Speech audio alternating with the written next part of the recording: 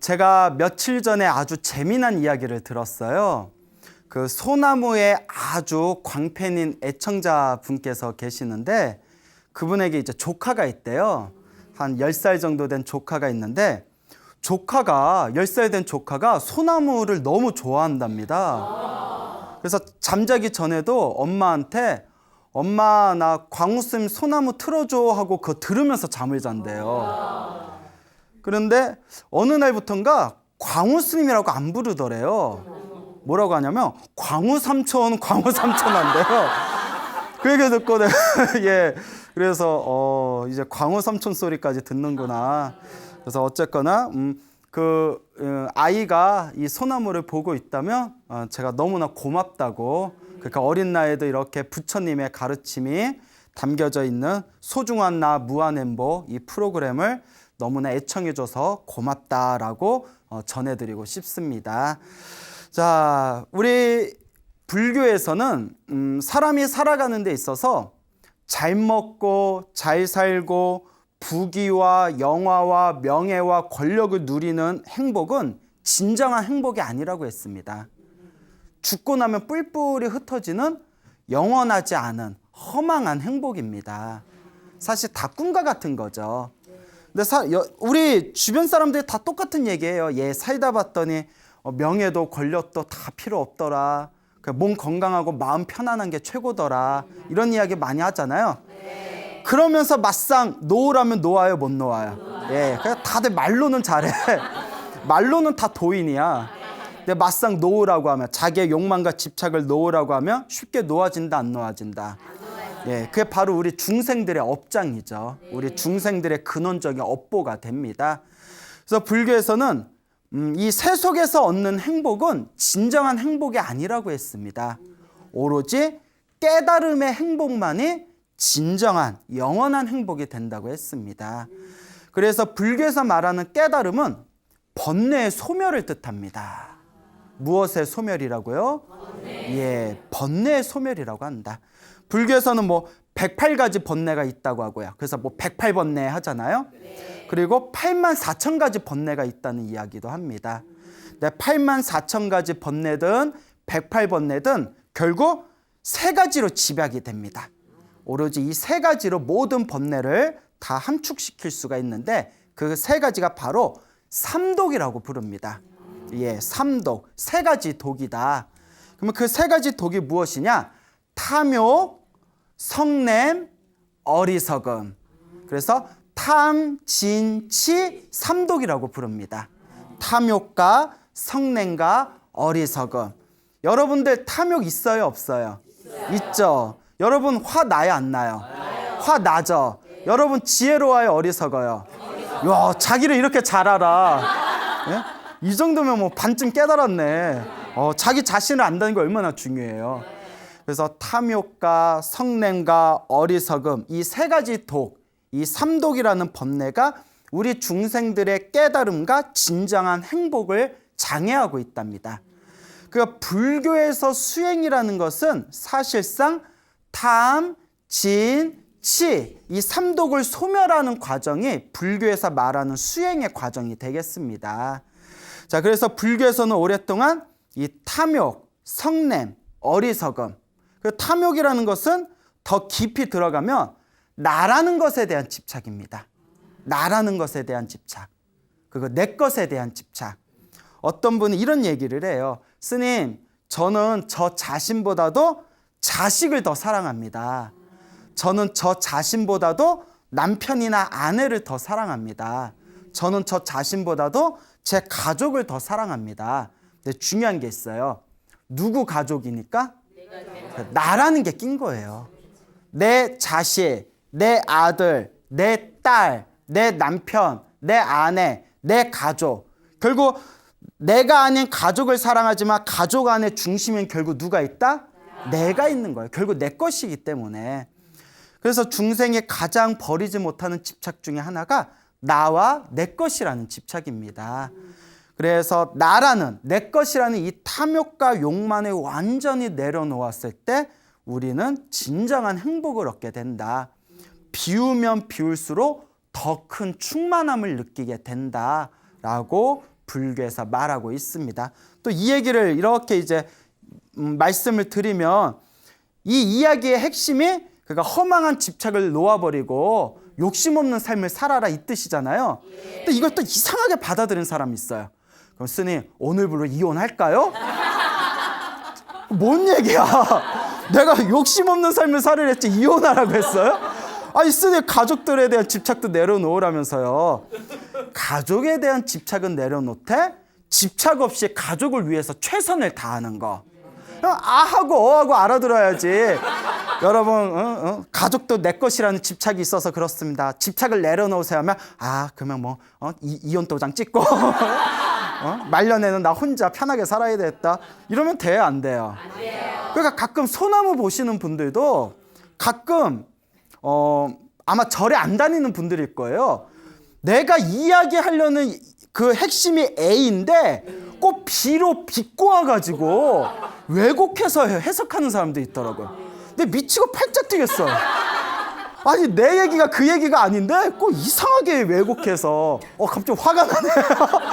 예, 제 말뜻 이해 가시죠? 예, 그러니까 욕심을 버리라는 거는 나의 어떤 허망한 나만을 생각하는 이기적인 욕심을 버리라는 뜻이지, 허망한 집착을 버리라는 뜻이지 허무주의로 염세주의로 살아가라라는 말이 아닙니다.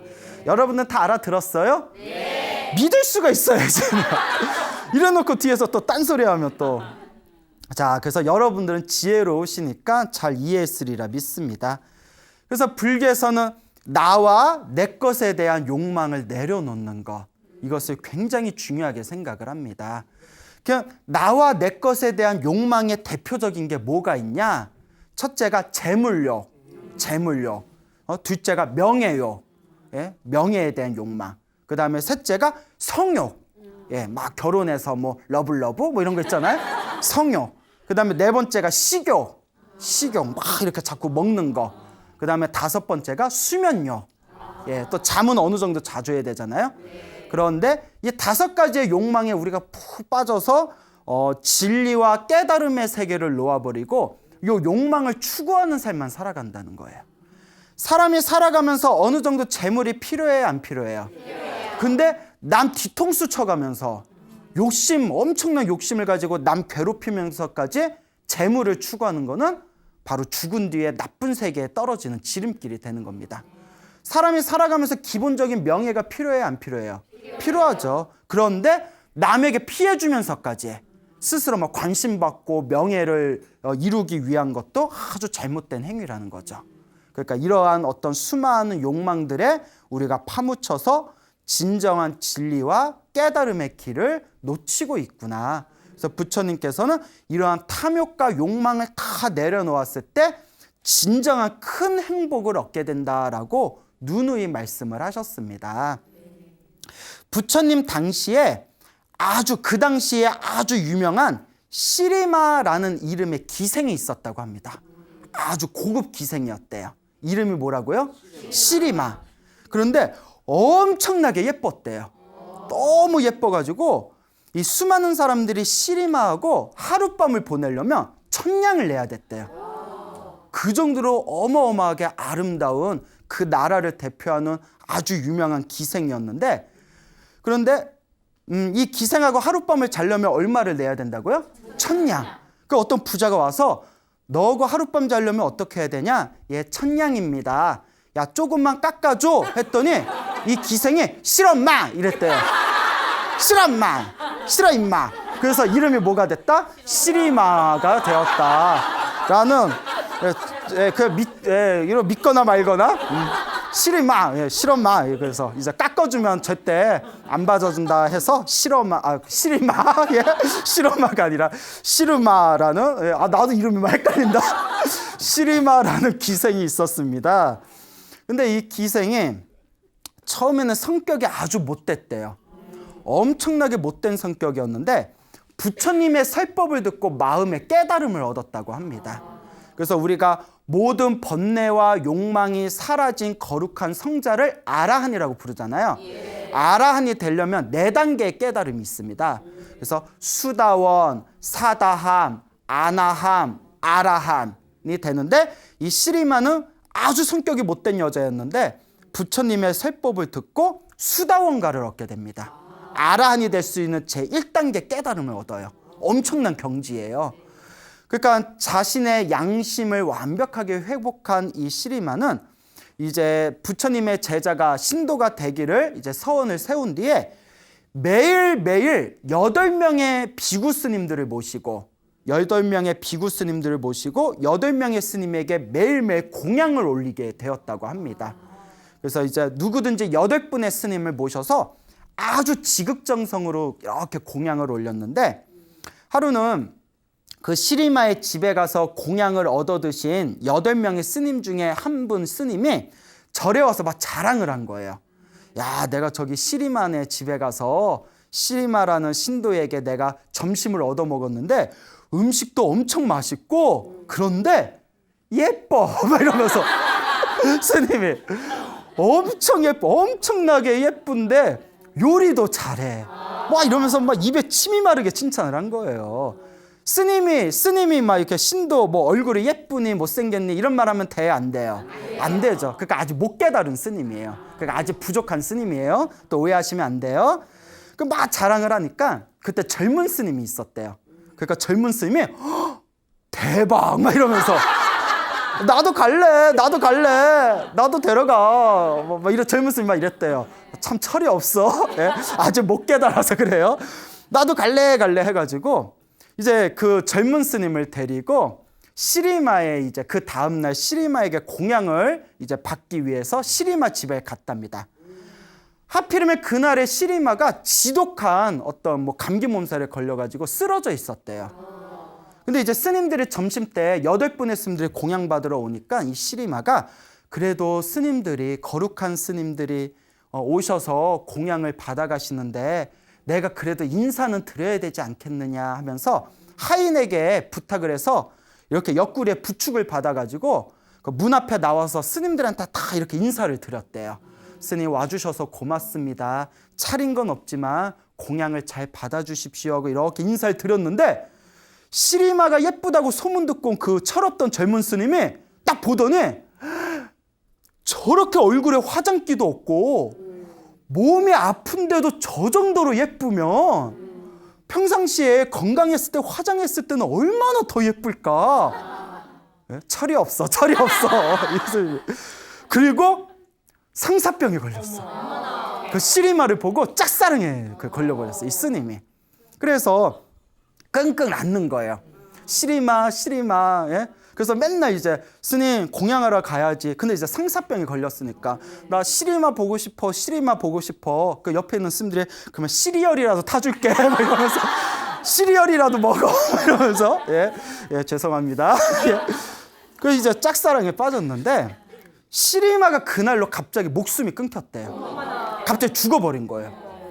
그러니까 워낙 나라에서 유명한 기생이었고 또 부처님의 그 신도였잖아요. 독실한 신도였으니까 그 나라의 왕이었던 빈비사라 왕이 이제 부처님께 보고를 올립니다. 부처님, 독실한 신자였던 시리마가 갑자기 세상을 떠났다고 합니다. 그 부처님께서 가만히 이렇게 침묵을 지키시다가 왕이시여 부탁이 있습니다. 예, 말씀을 하시죠. 시리마를 묘지에 갖다 놓되 화장하지 마시고 몇 날 며칠 동안 일체 까마귀나 들짐승들이 시체를 훼손하지 못하도록 묘지에 이렇게 갖다 놓고 그 시체가 상하지 않게 좀 지켜주십시오라고 부탁을 합니다. 그 왕은 이해가 안 되잖아요. 죽은 사람의 시체를 화장하지 말고 묘지에 놓고 병사들을 시켜서 까마귀나 들짐승들이 이렇게 파먹지 못하게 지켜달라. 근데 부처님께서 워낙 깊은 뜻이 있으시겠지 하고 왕이 예, 부처님 제가 그렇게 하겠습니다 해서 시리마를 이제 공동묘지에 놓고 이제 병사들을 시켜서 지키게 합니다. 근데 여름이 덥잖아요. 하루가 지나고 이틀이 지나고 사흘이 지나니까 막 몸에 구더기가 끓고 막 몸이 이제 썩어서 무너지고 막 살이 막 부글부글 막 끓어오르고 시체가 막 부패돼 버리는 거예요. 그때 며칠이 지난 뒤에 시체가 거의 이제 썩어서 이제 몸이 이렇게 막 무너지고 있을 때 부처님께서 그 젊은 스님, 짝사랑에 빠진 젊은 스님을 포함해서 젊은 제자들을 데리고 시리마가 있는 공동묘지에 갑니다. 공동묘지에 다. 근데 소문이 난 거예요. 야, 부처님이 수많은 젊은 스님들을 데리고 시리마가 있는 공동묘지에 가신다. 그 얘기를 듣고 왕과 대신들, 신하들도 시리마가 있는 공동묘지에 같이 모였어요. 그래서 부처님이 딱 시리마가 있는 공동묘지에 왔는데 시리마한테 짝사랑에 빠졌던 그 젊은 스님은 시리마가 죽은 줄 모르고 있었던 거예요. 뭐 방에서 시리얼이나 먹고 있었겠지. 살았는지 죽었는지도 모르다가 딱 보니까 시리마의 썩어가는 몸을 보고 충격을 받은 거예요. 그 자리에서 충격을 딱 받은 거예요.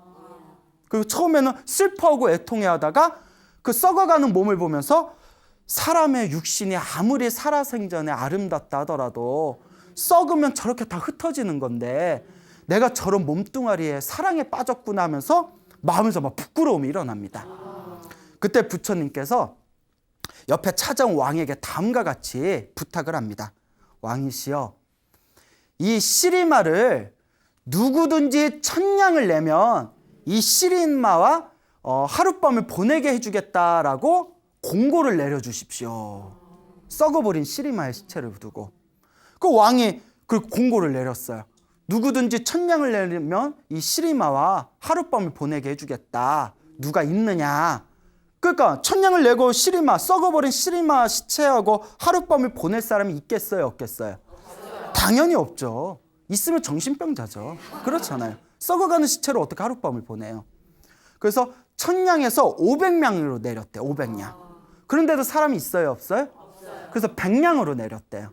그래도 없어요. 그 50냥으로 내렸대요. 그래도 없어요. 그래서 이제 자, 이 왕이 뭐라고 했냐면 공짜다. 이 시리마와 하룻밤을 보내고 싶은 사람은 무조건 공짜다.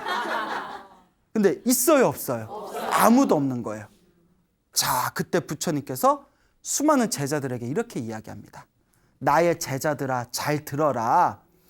시리마가 살아생전에는 이 나라의 수많은 부자들이 1000냥을 내고서라도 하룻밤을 보내고 싶어 했다. 그런데 1000냥을 내고서라도 하룻밤을 보내고 싶었음에도 불구하고 수많은 사람들이 밀려 있었기 때문에 애를 태우면서 몇 날 며칠을 기다려야 됐다. 근데 지금은 저 시리마가 죽어서 몸이 부패돼서 썩어가고 있으니 공짜로 하룻밤을 보내라고 해도 아무도 쳐다보지도 않는다. 우리의 몸뚱아리가 이와 같다. 살아생전에는 사랑하고 애착하고 탐내어도 결국 썩어버리면 이 육신은 결국 부패돼서 흩어질 뿐이다. 그런데 무엇하러 이 몸뚱아리에 그토록 탐욕을 일으키는가? 라고 하시면서 제자들에게 다음과 같은 가르침을 내리십니다. 아름다운 이 몸을 잘 관찰해보라. 아름답게 꾸며진 이 몸을 잘 관찰해보라. 상처투성이요, 많은 뼈들로 지탱되고 있으며 자주 병들고 망상이 가득한 이 몸은 영원하지도 않고 견고하지도 않다네. 아무리 아름답게 잘 꾸민 이 몸이라 하더라도 결국은 항상 몸에는 상처투성이고, 항상 알게 모르게 우리 몸에 이런저런 상처가 많잖아요. 그리고 알고 보면 겉가죽은 아름다워 보여도 속으로는 수많은 그냥 뼈들로 지탱되고 있는 가죽 주머니에 불과할 뿐이며 항상 자주 병들고 마음속에는 뭐가 가득하다? 망상이 가득하다. 이 몸뚱아리는 영원하다, 영원하지 않다? 영원하지도 않고 견고하지도 않다. 라는 가르침을 듣는 순간 그 시리마에게 짝사랑에 빠졌던 젊은 비구가 몸과 마음에 대한 모든 허망한 집착이 산산이 부서지면서 그 자리에서 깨달음을 얻었다라는 이야기가 전해지고 있습니다. 이와 같이 우리는 이 몸뚱아리에 너무 집착을 해요. 그렇죠. 우리도 우리 몸뚱아리 엄청 집착하잖아요.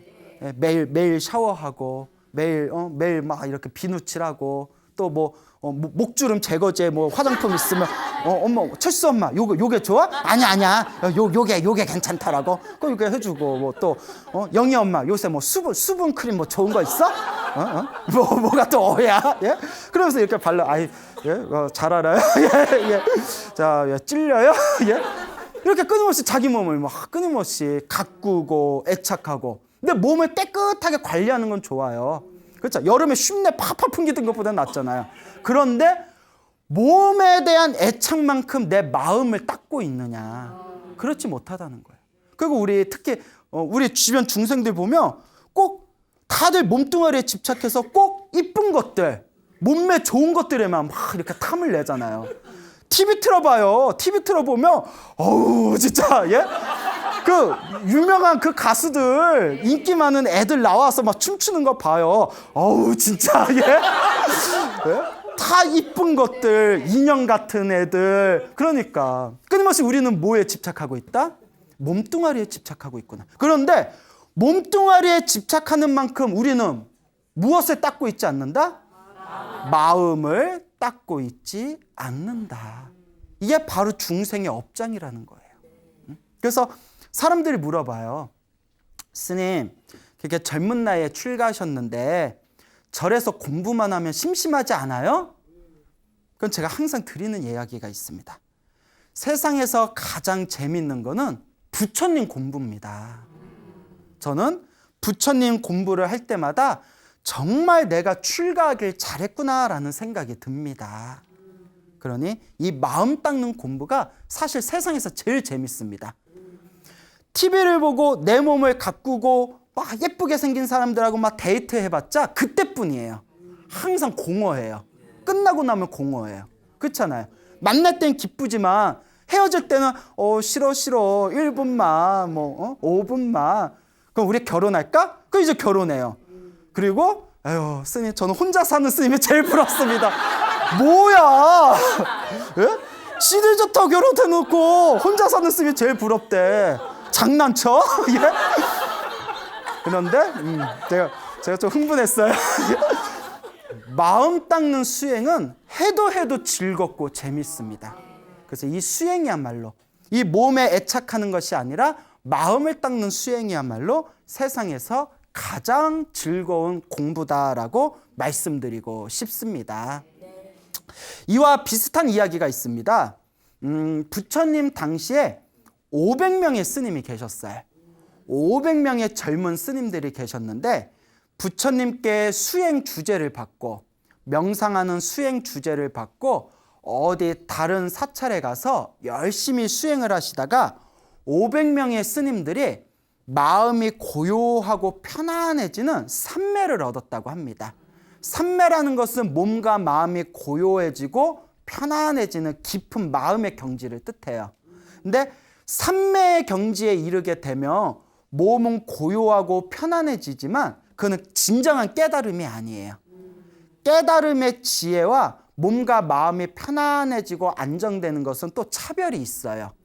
근데 이 500명의 젊은 스님들이 몸과 마음이 고요해지고 편안해지는 삼매를 얻은 뒤에 야 이게 깨달음이다 라고 착각을 일으키게 됩니다. 그래서 500명의 스님들이 부처님께 자기들이 깨달음을 얻었다라는 것을 검증받기 위해서 부처님이 계신 곳에 찾아갑니다. 근데 부처님은 이제 모든 걸 다 꿰뚫어 보시겠죠. 그렇죠. 그래서 부처님께서 500명의 젊은 스님들이 저기 사원에서 열심히 수행을 하다가 몸과 마음이 고요해지고 편안해지는 삼매를 얻었구나. 근데 이 삼매를 진정한 깨달음이라고 착각하고 있구나. 내가 그걸 깨줘야 되겠구나. 그래서 500명의 스님들이 부처님을 찾아왔을 때 부처님께서 당신의 시자였던 아난 스님에게 부처님께 지금 인사드려봤자 아무런 의미가 없을 것이다. 화장터에 가서 하루 밤 동안 화장터에 가서 명상을 하고 오너라 라고 시키게 됩니다. 그러니까 아난 스님이 그 500명의 스님을 찾아가서 500명의 스님을 지금 부처님께서 말씀하시길 500명의 지금 이 비구분들께서 부처님을 지금 만나 뵙고 인사를 드려도 아무 효과가 없을 것이다. 아무 의미가 없을 것이다 라고 말씀하셨습니다. 그러면서 부처님께서 어디에 가서? 화장터에 가서 하룻밤 동안 명상을 하고 오라고 시키셨습니다. 그 500명의 스님들은 부처님께서 그렇게 말씀하신 것은 분명히 깊은 뜻이 있을 것이다 라고 생각을 하고는 500명의 스님들이 이제 화장터에 갑니다. 화장터에 가면 이제 화장을 해서 재가 된 것도 있고, 혹은 아직 화장을 하지 않고 오래돼서 부패된 시체도 있고, 이제 막 죽은 젊은 여인의 풋풋한 시체도 있고, 수많은 시체들이 쌓여있을 거 아니에요. 그래서 500명의 스님들이 이렇게 명상을 하고 있으면서 시체들을 보는데, 거기에 막 이제 오래돼서 부패된 시체들을 보면서 막 구역질이 느껴지는 거예요. 그리고 이제 막 죽어서 살결이 풋풋한 젊은 여인의 시체들을 보게 되니까 갑자기 고요하고 평온했던 마음에서 욕망이 이렇게 일어나는 걸 느끼게 된 거예요.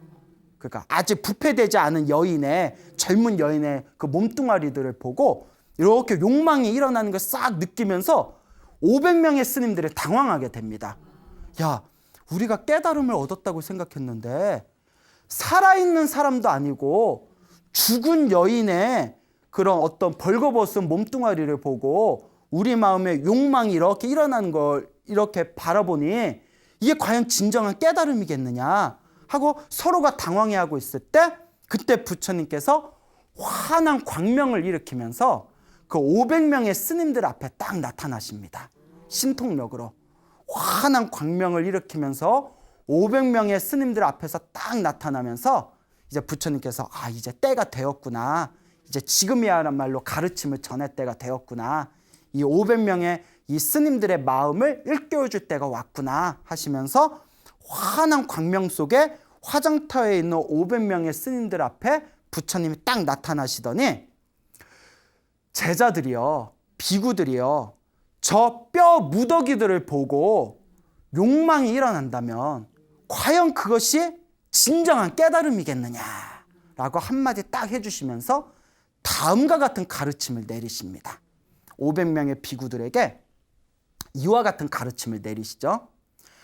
바람에 떨어져 뒹구는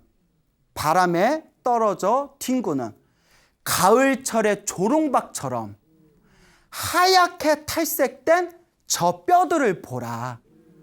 그걸 바라보는 게 무슨 즐거움이겠는가 라는 말을 딱 듣는 순간 500명의 스님들이 순간 몸과 마음과 욕망에 대한 모든 집착이 산산이 부서지면서 그 자리에서 모두 다 아라한이 되었다. 아라한, 모든 욕망과 번뇌가 사라진 거룩한 성자가 되었다라는 이야기가 전해지고 있습니다. 우리 주변에 보면 실제로 자기가 깨달음을 얻지 못했는데 깨달음을 얻었다고 착각하면서 사는 사람들이 간혹 있어요. 그러니까 스스로 그렇게 수행이 깊지 못하고 진정한 깨달음을 얻지 못했는데 마치 자기가 도인인 것처럼 도인 흉내 내면서 사는 사람들이 의외로 있습니다. 그런데 지금 이 이야기에서도 500명의 비구 스님들이 마음이 고요하고 편안한 경지를 얻고 자기들 무엇을 얻었다고 착각했다고 했죠? 깨달음을 얻었다고 착각했죠. 그걸 누가 부셔줬죠? 부처님께서 부셔줬죠. 어디 가서? 화장터에 가서 시체들을 보다가 젊은 여인의 시체들을 보고 욕망이 일어나는 걸 보고 이제 부처님께서 그걸 꿰뚫어 보시면서 가르침을 내려주시고 그 500명의 스님들의 마지막 남은 집착과 욕망까지 다 부숴주셨잖아요. 우리 주변에도 깨달음을 얻지 못했는데 자기가 도인인 것처럼 착각하면서 사는 사람들 중에 보면 이런 사람들이 많습니다. 입으로는 도인이라고 하면서 탐욕, 욕망, 성냄, 어리석음으로 똘똘 뭉치면서 살아가는 사람들이 엄청 많아요.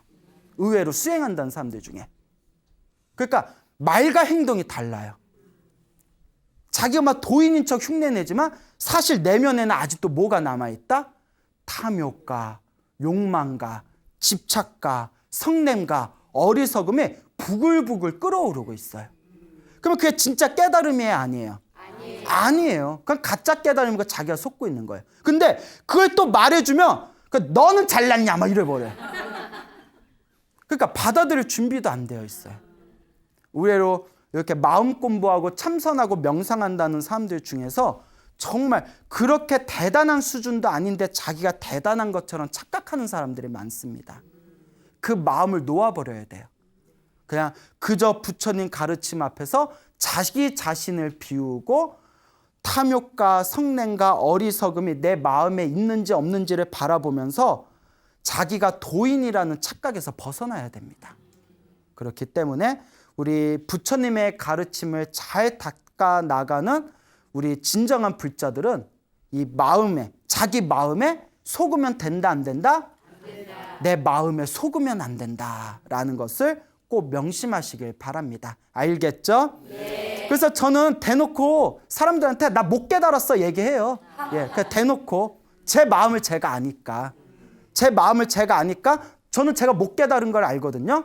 근데 아무리 봐도 못 깨달은 사람인데 자기가 깨달았다 도인육리하는 사람들 보면 뭐 기도 안 막히죠, 진짜. 그래 그렇게 살아라. 그렇게 사는데 나한테만 오지 말아라 제발. 골치 아파. 깨달았는데 나한테 뭐하러 와? 자기들이 깨달았는데 못 깨달은 나한테 뭐하러 와요? 그렇죠? 자기 마음에 속지 말아라 라는 것을 꼭 당부드리고 싶습니다. 자, 그 부처님 당시에 있었던 일입니다. 부처님께서 우리 부처님을 석가모니 부처님이라고 불러요. 석가모니. 뭐라고 한다고요? 예, 석가모니. 그래서 어떤 분이 뭐 이렇게 석가래를 잘 이렇게 만드셨나 보죠? 예, 그게 아니라 석가족의, 석가가 석가족이란 뜻이에요. 석가족의, 모니가 성자란 뜻이에요. 그러니까 석가족에서 출현하신 성자. 그래서 저기 인도 말로는 샤카문이라고 한대요. 샤카문이. 샤카족. 샤카족이 이제 중국권으로 넘어서 석가라고 이제 한문으로 적어진 거예요. 샤카무니, 샤카족에서 출현하신 성자. 그래서 이 석가모니, 근데 이 석가모니라고 우리 부처님을 석가모니라고 부르는데 부처님께서 이제 석가족 출신입니다. 부처님께서 완전한 깨달음을 얻으시고 당신의 고향인 카필라성에 가요. 카필라성에서 수많은 사람들에게 법을 전하니까 석가족의 수많은 남자들이 부처님을 따라서 출가합니다. 수많은 남자들이 부처님을 따라서 출가하니까 남자들이 다 출가하니까 남아있는 여자들도 야 남자들 남편 뭐 남자친구 남동생 뭐 오빠 아버지 하여튼 석가족의 수많은 남자들이 출가를 하니까 덩달아서 인연 관계가 있었던 여자들도 같이 출가해버립니다. 그러니까 남자 여자가 엄청나게 많이 출가를 해요. 그때 어느 여인네가 있었는데 젊은 여자가 있었는데 굉장히 아름다웠다고 해요. 엄청나게 예쁘고 아름다웠는데 가족들이 다 출가하니까 자기도 외로움에 견디다 못해서 머리를 깎고 출가를 하게 됩니다. 이 예쁜 여인네가. 그러니까 이 여인이, 이 여자가 머리를 깎고 출가해서 비구니가 된 게 수행하기 위해서 비구니가 된 게 아니라 가족들이 출가를 하니까 외로워서 출가하면 가족들하고 또 같이 살 수 있으니까 그래서 머리를 깎고 출가한 거예요. 그러니까 어떤 외로움과 어떤 쓸쓸함 때문에 가족들을 보고 싶어서 머리를 깎고 비구니가 되었기 때문에 수행하겠다는 의지가 있었을까요? 없었을까요? 전혀 없었대요. 그리고 워낙 어렸을 때부터 예쁘다 예쁘다 예쁘다라는 소리를 들어서 병에 걸린 거예요. 공주병. 하도 예쁘다 예쁘다니까 진짜 지가 예쁜 줄 알아. 그 공주병이 걸렸어요. 어떻게 해야 돼? 여기 이제 공주병에 걸렸는데 근데 실제로 엄청 예뻤대요. 그러니까 출간 뒤에도 이 거울을 보면서 어머 예뻐 예뻐 예뻐 머리를 빡빡 깎아도 예뻐 막 혼자 이러면서 보통 웬만큼 예쁜 여자도 머리 빡빡 깎으면 예쁘기 힘들거든요. 예, 머리빨이 끝발이라고. 이 머리빨 빼면 이렇게 여자 얼굴이 이렇게 예쁘기가 힘들어요. 그렇잖아요. 예. 그러니까 어머 어쩜 나는 이렇게 머리를 빡빡 깎아도 예쁠까? 막 이렇게 비구니가 돼도 공주병이 걸린 거예요. 그 나중에는 무슨 소리까지 하냐면 부처님이 나를 못 봐서 그렇지 부처님이 나를 보면 한눈에 반할걸? 이런 생각까지 하는 거예요. 미쳤어. 중증이야, 중증. 그러니까 중됐지. 이게 중증이야. 그래서 이제 공주병에 걸렸는데 수행은 안 하고 맨날 거울만 보고 있고 혼자서 예뻐 막 이러고 있으니까 부처님이 그걸 알겠어요, 모르겠어요? 뭘 몰라요. 다 꿰뚫어 보시지. 그 부처님께서도 야, 쟤는 이제 약도 없다. 쟤 어떡하냐. 뭐 저런 애가 출가해가지고. 그 부처님께서 저 교만한 마음을 깨줘야 되겠구나. 저 교만한 마음을 내가 깨트려줘야 되겠구나 라고 결심을 하십니다. 그래서 부처님께서 비구니 스님들을 다 모아놓고 어느 날 이제 법문을 하십니다. 법문을 딱 하시는데 그 공주병에 빠진 비구니도 다 앞자리에 앉은 거예요. 그러면서 부처님이 오늘 나랑 눈을 마주치면 한눈에 반할걸? 뭐 이러면서 부처님이 다 그 마음을 다 꿰뚫어 보시잖아요. 근데 부처님이 신통력을 부려가지고 어마어마하게 예쁜 16살 된 정말 예쁜 선녀를 하나 딱 옆에다 만들어 놓습니다. 부처님이 신통력으로 환상을 부려가지고. 그리고 부채로 그 예쁜 선녀가 자기 부처님의 몸을 이렇게 부채질하는 환상을 하나 만들어냅니다. 근데 누구 눈에만 보이게? 그 비구니 눈에만 보이게. 곤죽병에 걸린 비구니 눈에만 보이게 신통력을 다 만들어내요. 그래서 웬 예쁘게 생긴 선녀가 부처님 옆에서 부채질을 하니까 이 비구니가 깜짝 놀란 거예요. 너무 예쁜 거예요. 뭔 여자애가 저렇게 예쁘냐. 그래서 얼마나 예쁜지 여러분, 예쁜 게 자기보다 조금 예쁘면 질투심이 일어난대요. 자기보다 조금 예쁘면 질투. 어머, 코 했네, 코 했어.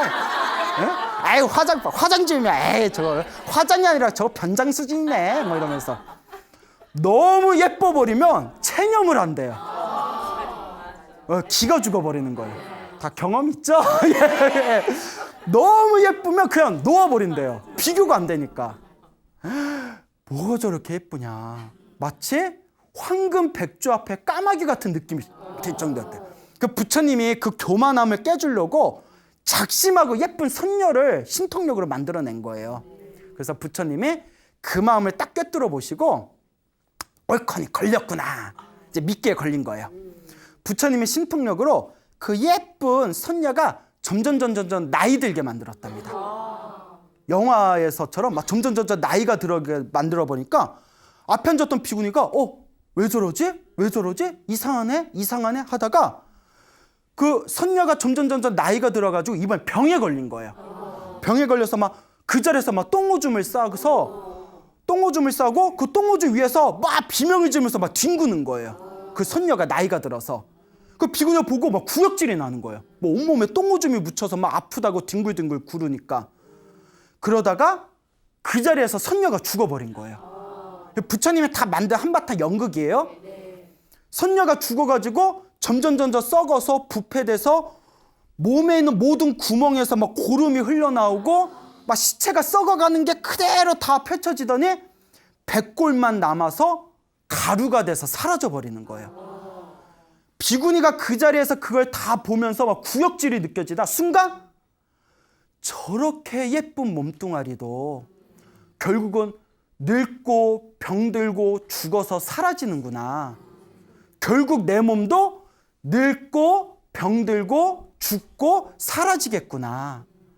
이 몸뚱아리는 영원한 것도 없고 고정된 실체도 없구나라는 모든 집착에 대한 어떤 집착을 깨트릴 수 있는 바른 지혜가 순간 번쩍 일어난 거예요.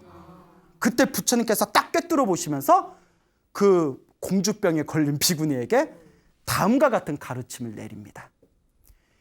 비구니야, 이 몸은 피와 고기로 덮여 있고 뼈로 이어진 성과 같다. 뼈로 이어진 성과 같다. 그 안에는, 그러니까 우리 몸뚱아리 안에는 교만과 비방과 늙음과 죽음이 함께 머무르고 있구나 라는 설법을 듣는 순간 그 비구니가 그 자리에서 모든 집착이 산산이 부서지면서 무엇이 되었다? 아라한이 되었다. 공주병에 걸렸던 비구니가 부처님의 가르침을 통해 욕망과 번뇌가 완벽하게 소멸된 위대한 성자 아라한이 되었다라는 이야기가 전해지고 있습니다. 이와 같습니다, 여러분. 불법의 핵심은 나와 내 것이라는 집착을 내려놓아야 됩니다. 그래서 부처님께서도 이 모든 것이 다 한바탕 꿈과 같구나. 내가 집착하는 모든 게 꿈과 같고 헛개비와 같다는 것을 꿰뚫어보고 이 집착을 놓아버리면 우리도 또한 모든 욕망과 번뇌가 사라진 무엇이 될 수 있다? 거룩한 성자가 될 수 있다라고 말씀하고 계십니다. 여러분, 행복해지고 싶습니까? 네. 행복한 삶을 창조하고 싶습니까? 네. 복을 지으십시오. 선업을 지으십시오. 공덕을 쌓으십시오. 복과 선업과 공덕의 힘이 여러분들을 진정한 행복의 길로 이끌어 줄 것입니다. 여기서 마치겠습니다. 소중한 나 무한 행복.